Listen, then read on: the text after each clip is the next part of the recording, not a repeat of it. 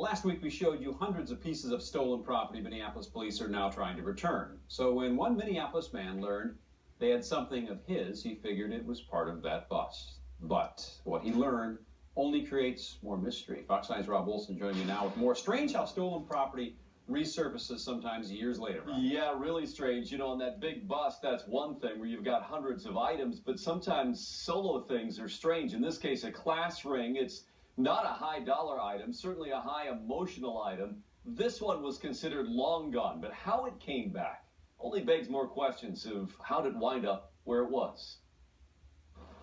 It was in this southeast Minneapolis neighborhood 7 years ago. Busted in through the front door. They pretty much obliterated the frame, and it was Christmas Eve. When Sam Cernovina joined the dubious ranks of burglary victims. And you never got a thing back? Nothing? No. I mean, I had given up years ago. This was 2008. And then out of the blue last week, a letter from Minneapolis police that they'd recovered his class ring from UW River Falls. The only loss he was really that sentimental about.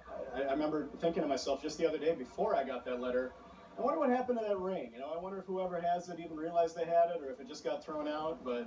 At first, he figured the timing made perfect sense because Minneapolis police had just shown off a warehouse full of stolen stuff tied to one suspect, and much of it dating back to the very same time frame. And I had heard about that after I got the letter, so... Did you think this was part of that? I thought it was connected, I did.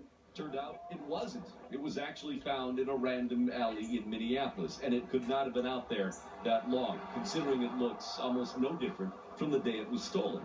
Somebody must have recently tossed that I'm out. thinking so. I'm thinking it was not in the alley for 7 years. Police found Sam pretty easily because his full name is engraved inside, made it a breeze to match up to his 7-year-old police report. Even so, he took his gratitude to Twitter that police would, after all this time, still track him down.